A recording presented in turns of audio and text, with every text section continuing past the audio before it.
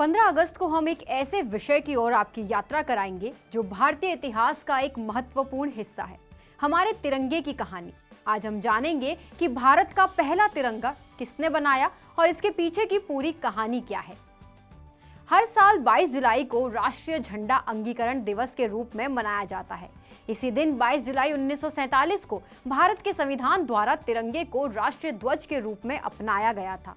तिरंगा 3 रंगों से बना है, गहरा केसरिया, सफेद और गहरा हरा, जो बराबर अनुपात में है।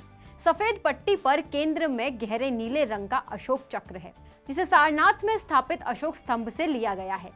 आइए जानते हैं कि पहला तिरंगा किसने बनाया। 1904 में स्वामी विवेकानंद की शिष्या सिस्टर निवेदिता ने पहली बार एक ध्वज बनाया, जिसे बाद में सिस्टर निवेदिता ध्वज कहा गया।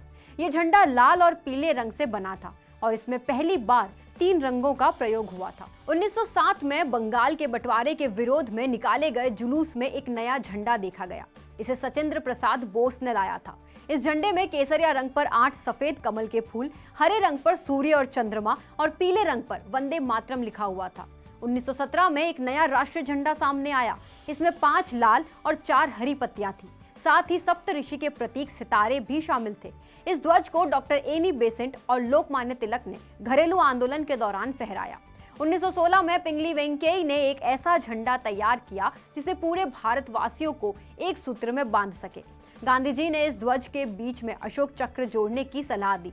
हालांकि गांधी जी ने इसके डिजाइन को भारत के प्रतिनिधित्व के लिए पूरी तरह से उपयुक्त नहीं माना और तिरंगे में सफेद रंग और चरखा जोड़ने की सलाह दी।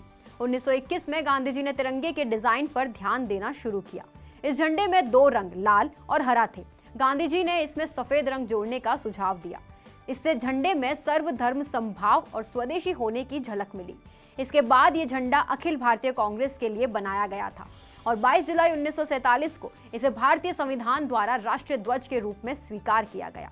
हमारी स्वतंत्रता की कहानी और तिरंगे का इतिहास हमें स्वतंत्रता सेनानियों और उनके बलिदानों की याद दिलाता है।